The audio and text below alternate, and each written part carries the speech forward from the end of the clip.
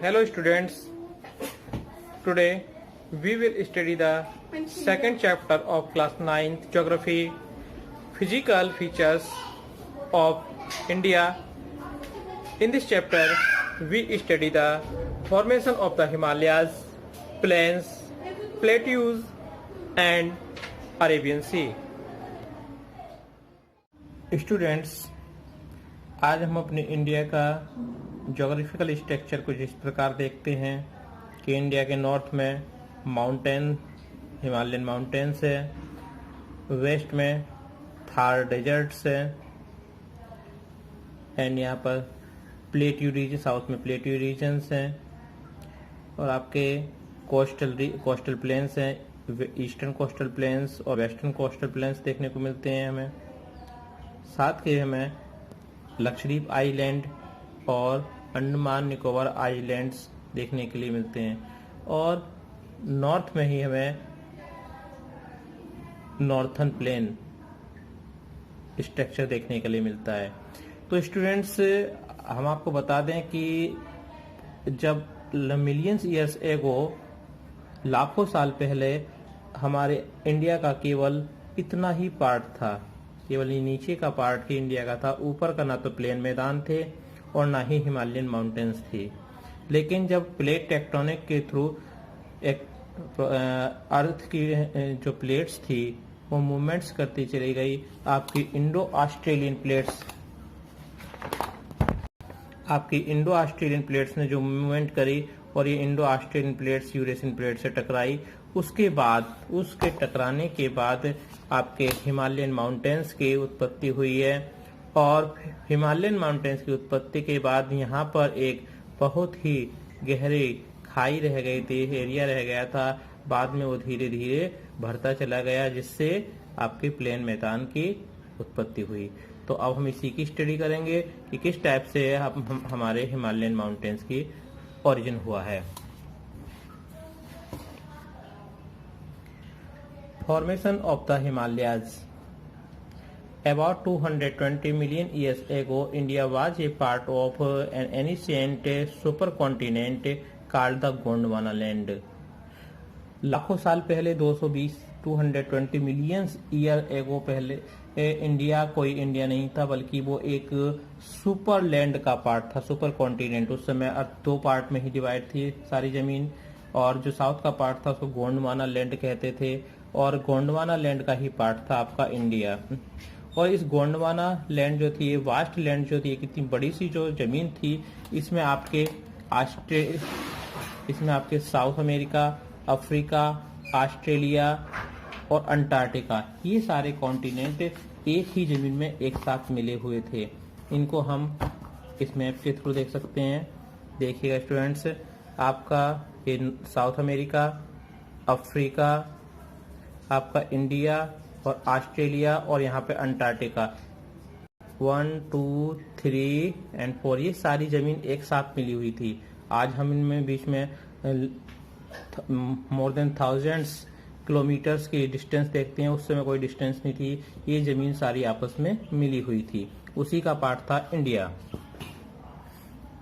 It was located in southern hemisphere में, और ये जो गोंडवाना लैंड का पार्ट था, जिसको हम सुपर कॉन्टिनेंट कह रहे हैं, ये साउथर्न हेमिस्फीयर में स्थित था। The convention currents of the mental fractured it into the number of pieces, और कन्वेंशन करेंट्स ने इस प्लेट को डिफरेंट नंबर्स में अलग अलग पार्टों में तोड़ दिया। The Indo Australian plate after getting separated from the Gondwana land drifted slowly towards north, और इसमें से टूटी हुई एक प्लेट जिसका नाम था इंडो ऑस्ट्रेलियन, क्योंकि इस पर इंडिया और ऑस्ट्रेलिया दोनों ही कंट्री थे। और ये प्लेट टूटने के बाद गोंडवाना लैंड से अलग होकर नॉर्थ की ओर मूवमेंट करने लगी, ऊपर की ओर बढ़ने लगी। It collides with the hump of larger Australian plates, और ये मिलकर ही आप ऊपर जाकर एक बड़ी सी ऑस्ट्रेलियन प्लेट से, यूरेशियन प्लेट से, अब देखिए ये आपकी प्लेट यहाँ से टूटी, मूवमेंट करती चली गई और यहाँ पर ये यूरेशियन प्लेट है यहाँ तक, और इस यूरेशियन प्लेट से ये ऑस्ट्रेलियन प्लेट क्या हुआ, यहाँ पर टकराने लगी। अब इस टकराने के रीजन से क्या होता है,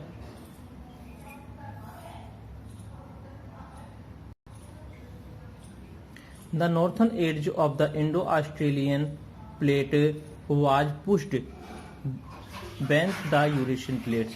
अब नॉर्थन प्लेट जो नीचे से आ रही थी आपके इंडो ऑस्ट्रेलियन प्लेट्स के नॉर्थन पार्ट्स ने नीचे की ओर धंस गया आपकी यूरेशियन प्लेट के, और यूरेशियन प्लेट क्या हुआ, ऊपर की ओर उठने लगी। यूरेशियन प्लेट ऊपर की ओर उठी और ऑस्ट्रेलियन इंडो ऑस्ट्रेलियन प्लेट नीचे की ओर धंसती चली गई। Under the impact of this collisions the sedimentary rock of the enclosed ocean were folded to form the mountains system of Central Asia including the Himalayas। अब Indo Australian plate के नीचे धंसने से Eurasian plate के movement होती है कि अर्थ के अंदर, समुद्र के अंदर जो अर्थ सरफेस थी, जो सेडिमेंट्री रॉक्स थी, वो सारी ऊपर उठने लगी, और वो इतनी ऊपर उठती चली गई, वाटर लेवल से, सी लेवल से भी इतनी ऊपर इंक्रीज हो गई कि आज उसने हिमालयन माउंटेन्स का रूप ले लिया। जो वर्ल्ड की सबसे हाईएस्ट माउंटेन रेंज है उसका रूप ले लिया उस एक्टिविटी के थ्रू, अर्थ सरफेस में डूबी सेडिमेंट्री रॉक ने। तो इस तरीके से हिमालयन माउंटेन्स की उत्पत्ति हुई। Formation of planes. स्टूडेंट्स अब देखते हैं कि ये जो इंडिया नॉर्थन प्लेन्स है इसकी उत्पत्ति किस प्रकार से हुई। To the south of Himalayas a basin और डिप्रेशंस वाज फॉर्म्ड। अब हिमालय के साउथ में एक बेसिन, एक गहरा क्षेत्र बन गया, उसका निर्माण हो गया। जब आपके Indo Australian plates Eurasian plate के नीचे घुसती चली गई, धंसती चली गई, तो यूरेशियन प्लेट जो ऊपर उठी वहां से तो आपका इंडियन माउंटेन, हिमालयन माउंटेन्स की उत्पत्ति हुई। लेकिन उस इंडिया और हिमालयन माउंटेन्स के बीच में एक काफी बड़ा एरिया खाली रह गया, और गहरा एरिया खाली रह गया, जो यहाँ पे आपको एक कलर, लाइट कलर में दिखाई दे रहा है। यही एरिया था जो बाद में प्लेन फॉर्म्स का रूप लिया जिसने। तो ये जो आपका हिमालय के साउथ में ये बेसिन बच गया, it was gradually filled with the alluvial broth by the reverse from the north and south. अब ये जो खाली एरिया बचा, तो इसको ये फिलअप कैसे हुआ, नॉर्थ से आने वाली हिमालयन रिवर्स, हिमालय से आने वाली हिमालयन रिवर्स और प्लेट्यू रीजन से आने वाली, साउथ की डायरेक्शन से आने वाली रिवर्स ने अपने साथ बहुत सारा सेडिमेंट लाई, और मिलियंस ईयर्स तक, लाखों साल तक अपने साथ मिट्टी, कीचड़, अब सेडिमेंट लाती रही, और यहाँ पर इन डिपोजिशन डिपॉजिट करती रही, और धीरे धीरे डिपॉजिट होते हुए और लाखों साल में यहाँ पर एक प्लेन स्ट्रक्चर का हमें रूप देखने के लिए मिल गया, जिसको हम प्लेन लैंड कहने लगे। तो the north Indian plain was thus bond between the Himalayas and peninsular plateau. तो इस टाइप से आपका नॉर्थ इंडियन प्लेन हिमालय और दक्कन प्लेट्यू के बीच में क्रिएट हो गया।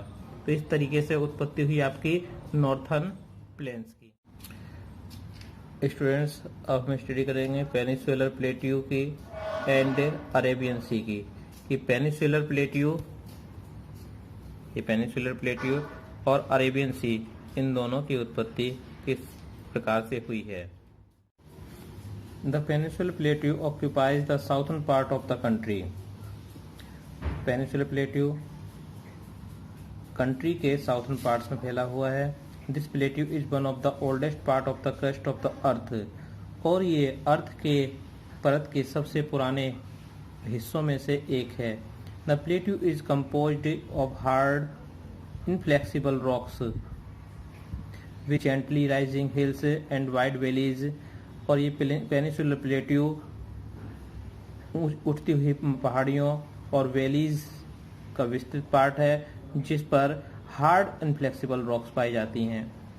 When the Himalayas were being formed, two major events affected the plateau। जब हिमालय की उत्पत्ति हो रही थी उस समय होने वाली दो घटनाओं ने इस प्लेट्यू को प्रभावित किया। First of these two events was, पहले इन दो इवेंट्स में से पहली थी the enormous volcanic outbreak is in the north western parts of the plateau. Plateau के नॉर्थ वेस्टर्न पार्ट्स में होने वाली वॉल्केनिक एक्टिविटी, यानी कि इस प्लेट्यू के उत्तरी पश्चिमी भाग में ज्वालामुखी एक्टिविटी हो रही थी, ज्वालामुखी फट रहे थे।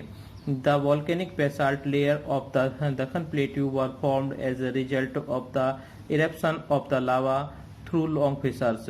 और इस ज्वालामुखी की एक्टिविटी ने, ज्वालामुखी इरप्शन ने, विस्फोट ने और से निकलने वाले लावा ने और यहाँ बहते हुए लावा ने यहाँ पर लावा की फिशर्स यानी दरारें बना दी।